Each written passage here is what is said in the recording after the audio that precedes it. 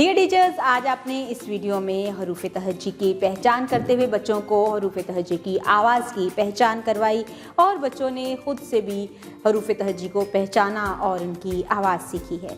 इसके साथ ही हमने बच्चों को हरूफ तहज्जी में नुक्तों वाले, बग़ैर नुक्तों वाले, भारी और टे वाले नए अल्फाज के बारे में बताया है, जिससे बच्चों को वाज़िया हो गया कि हरूफ तहज्जी में कितने ऐसे हरूफ हैं जिनके ऊपर नुक्ता होता है, कितने ऐसे हरूफ हैं जिनके ऊपर नुक्ता नहीं होता और कितनी भारी आवाज़ें। इसके साथ ही बच्चों ने सीखा कि कौन कौन से ऐसे हरूफ तहज्जी हैं जो कि फर्शी हरूफ कहलाते हैं, कौन से फल्की हरूफ कहलाते हैं और कितने ऐसे हरूफ हैं जो कि असली हरूफ हैं और उनको इन नामों से बुलाया क्यों जाता है।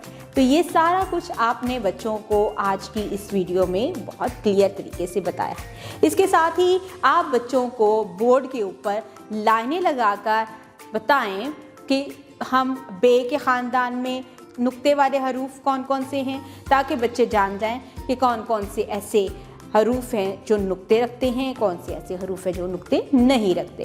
इसके साथ ही जब आप बच्चों को पहचान करवा रहे हों असली हरूफ की, फर्शी हरूफ की और फल्की हरूफ की, तो उनको कॉन्सेप्ट बताएं कि इनको क्यों इन नामों से पुकारा जाता है। इसके लिए आप बोर्ड के ऊपर लाइनें लगाएं। लाइनें लगाने के बाद बच्चों को बताएं कि फर्शी हरूफ को इसलिए फर्शी कहा जाता है और फल्की हरूफ को इसलिए फल्की कहा जाता है क्योंकि वो ऊपर वाले 3 लाइनों पे होते हैं, और जो असली हरूफ हैं उनको असली हरूफ क्यों कहा जाता है। इस तरह से आप क्लास में एक एक्टिविटी भी इसको करवा लेंगे और बच्चों का कॉन्सेप्ट भी क्लियर होगा।